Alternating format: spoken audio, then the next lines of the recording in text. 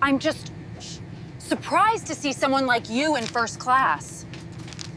Are you sure you're in the right seat? My ticket says 2A, ma'am. The seat doesn't check skin color, just boarding passes. You know, people up here usually earn their way. This isn't exactly economy. I've spent my life earning things people like you get assumed. Trust me, I've paid full price for this seat and for this treatment.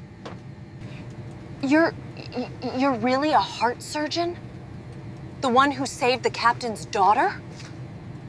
Yes. And before that announcement, I was the same man I am right now. The only thing that changed was what you chose to see. Picture this. You're settling into your luxurious first-class seat, ready for a peaceful flight, when suddenly, a passenger demands that a black man be removed from the cabin. But what happened next? The entire plane stood up, and what followed will restore your faith in humanity. This is a true story that proves we should never judge anyone by their appearance. It was supposed to be just another ordinary Tuesday morning flight. The sun was barely peeking through the airport windows as passengers filed through the jet bridge, carrying coffee cups and travel pillows, ready for the cross-country journey ahead. Passengers were boarding, stowing their luggage, and settling into their seats with the familiar choreography of experienced travelers. Among them was Marcus, a well-dressed black man in his early 40s, making his way to seat 2A in first class. He wore a crisp navy blue suit, a perfectly knotted silk tie, and carried a leather briefcase that spoke of professionalism and success. He carried himself with quiet dignity, placing his briefcase in the overhead compartment before sitting down, adjusting his seat, and pulling out a medical journal from his bag. Just 2 rows behind him, a middle-aged white woman named Karen, yes, that was actually her name, watched with visible displeasure. Her eyes narrowed as she tracked Marcus's every movement, her lips pressed into a thin, disapproving line. She fidgeted with her designer handbag, crossing and uncrossing her legs with obvious agitation. As Marcus got comfortable, pulling out his reading glasses and settling in, she rang the call button repeatedly, her manicured finger jabbing at it with increasing urgency, her face growing redder with each passing second. A flight attendant named Sarah approached with a professional smile, though she could already sense the tension radiating from the passenger. "How can I help you today, ma'am?" Karen leaned in close, lowering her voice, but not quite enough. Her words carried through the hushed cabin like ripples on water. "I'm extremely uncomfortable with him sitting up here," she said, gesturing toward Marcus with a dismissive wave of her hand. "I paid good money for first class, and I don't think he belongs here. Can you check his ticket? Maybe move him to economy where he'd be more comfortable." The way she emphasized comfortable made it clear she meant something entirely different. Sarah's smile faltered, her professional mask slipping for just a moment as she processed what she was hearing. She'd heard this before, but it never got easier. The prejudice, the assumptions, the casual cruelty wrapped in polite words. "Ma'am, I can assure you that all our first-class passengers have valid tickets and have every right to be here." But Karen wasn't done. Her voice rose slightly, drawing more attention. "I want to speak to the captain. This is unacceptable. How do we even know he can afford to be here? First class is for professionals, for people who've earned their way here." The implication hung heavy in the air, ugly and unmistakable. The cabin had grown quiet. Conversations stopped mid-sentence. Newspapers were lowered. Other passengers were now watching, some with visible disgust at Karen's behavior, shaking their heads in disbelief, others with curiosity about what would happen next, unable to look away from the unfolding drama. A businessman across the aisle exchanged uncomfortable glances with his colleague. A young woman in the row ahead pulled out her phone, ready to document what might happen next. Marcus sat still, his jaw tight, a muscle twitching slightly as he maintained his composure with practiced control. His eyes fixed on the magazine in his lap, though he wasn't reading a single word. His hands gripped the armrest just a bit too firmly, knuckles slightly lighter in color. He'd experienced this before too. Too many times. In restaurants. In stores. In places where his presence was questioned, where his worth was doubted, where the color of his skin spoke louder than his credentials. But he remained silent, dignified, refusing to give prejudice the satisfaction of a reaction. Sarah excused herself and walked toward the cockpit, her expression unreadable, her steps measured and purposeful. Karen watched her go, nodding with self-righteous satisfaction, but not for the reason Karen expected. Sarah wasn't going to report Marcus. She was going to get someone who could turn this moment of ugliness into a powerful lesson. She returned moments later with Captain James Rodriguez, a distinguished man in his 50s with silver streaks in his dark hair that caught the cabin lights. His uniform was immaculate, his bearing commanding, and his face carried an expression that was both serious and determined. He had the weathered look of someone who'd logged thousands of flight hours and had seen humanity at its best and worst. "Ladies and gentlemen," the captain's voice came over the intercom, calm but firm, carrying the weight of authority that comes from years of leadership. We have a slight delay before departure. I need to address something important with everyone on board." There was something in his tone, not anger, but a steel-edged resolve that made every passenger sit up and pay attention. Karen sat up straighter, a satisfied smirk crossing her face, her eyes gleaming with vindication. She smoothed her blouse and adjusted her necklace, preparing to watch what she assumed would be Marcus's humiliating removal from first class. She was about to get what she wanted, or so she thought. She even glanced around at nearby passengers, as if expecting them to share in her triumph. The captain emerged from the cockpit and walked down the aisle with deliberate steps, his shoes clicking against the floor in the silent cabin. Every eye followed him. The tension was palpable, electric, as passengers leaned forward in their seats, stopping right beside Marcus's seat. He placed his hand on the headrest, a gesture that was both protective and respectful. The entire cabin held its breath. You could have heard a pin drop. Even the engine noise seemed to fade into the background as everyone waited for what would come next. "Some of you may not know this," Captain Rodriguez began, his voice now filling the cabin without the intercom, strong and clear and deliberately loud enough for every single person to hear. "But the gentleman sitting in 2A is Dr. Marcus Williams." He paused, letting that sink in, his eyes scanning the cabin before continuing. "And before this flight takes off, I want everyone on this aircraft to know exactly who is flying with us today." His tone carried both pride and purpose, as if he'd been waiting for this moment, as if he needed to set the record straight not just for Marcus, but for everyone who'd ever been judged unfairly. Karen's smirk began to fade like ice melting in the sun. Her face went from smug satisfaction to confusion, then to the first flickers of concern. Wait, this wasn't going as planned. Her hands, which had been resting confidently in her lap, began to fidget nervously. The color started to drain from her face as she realized the captain wasn't there to vindicate her prejudice. He was there to shatter it. Other passengers noticed her changing expression, and some couldn't help but feel a sense of anticipation for what was about to unfold. The tables were turning, and everyone in that cabin could feel it. "Dr. Williams," the captain continued, his voice filled with genuine respect and unmistakable emotion that caught in his throat, "is one of the nation's leading cardiac surgeons. 2 years ago, on a night I will never forget, he performed emergency surgery on my daughter when she was rushed to the hospital with a life-threatening heart condition." His voice wavered slightly as he recalled that terrifying night. "The doctors told us she had less than a 10% chance of survival. But Dr. Williams, this man right here, he worked for 14 straight hours to save her life. 14 hours without rest, without food, without giving up. He fought for my little girl like she was his own daughter. And because of him, because of his skill, his dedication, his refusal to quit, she's alive today. She's thriving. She just started college last month." A murmur rippled through the cabin like a wave. Passengers leaned forward in their seats, some placing hands over their hearts, others exchanging meaningful glances with their neighbors. A woman in row 5 wiped tears from her eyes. The businessman who'd been watching earlier put down his phone, completely captivated. Karen sat frozen, her face now ashen, as the full weight of her actions began to crash down upon her. "But that's not all," Captain Rodriguez went on, his voice growing stronger, more passionate with every word.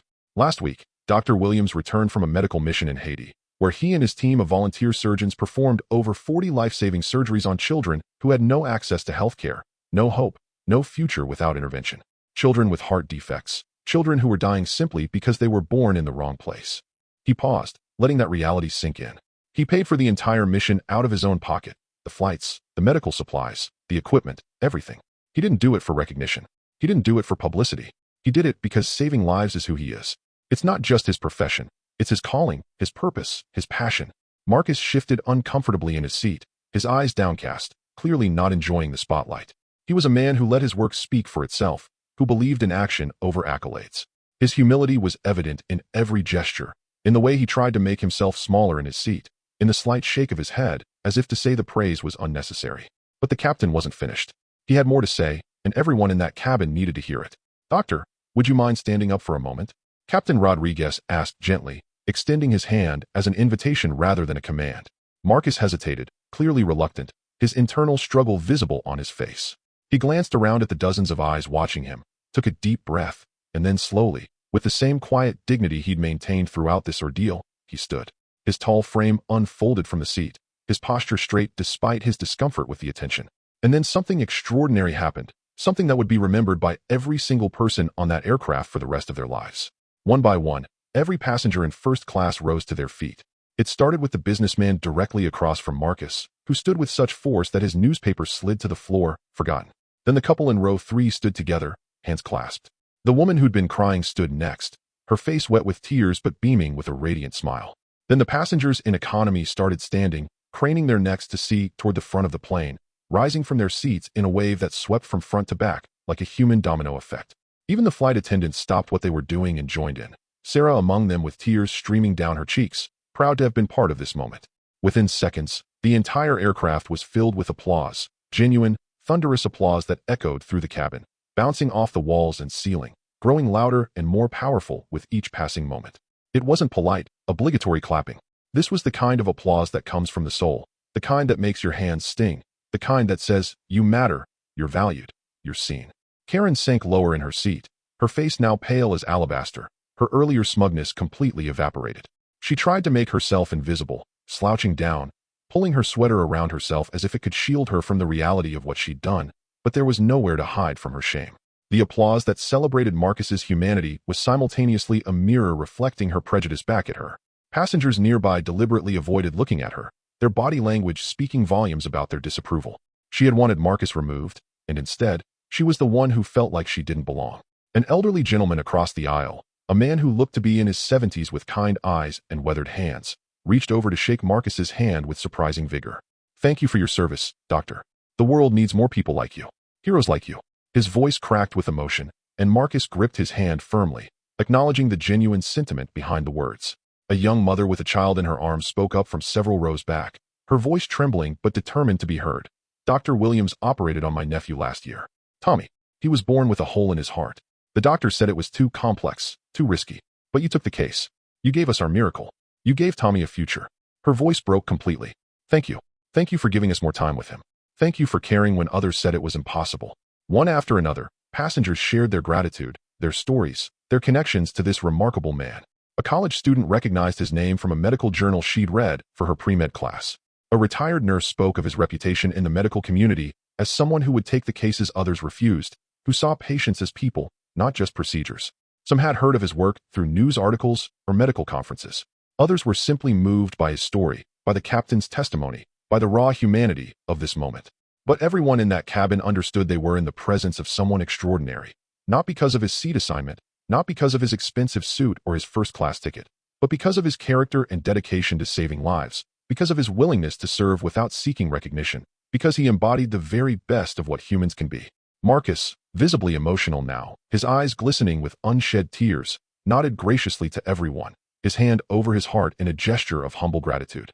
I'm just doing my job, he said softly, his voice barely above a whisper, but somehow carrying through the cabin in the brief pause between applause. But thank you.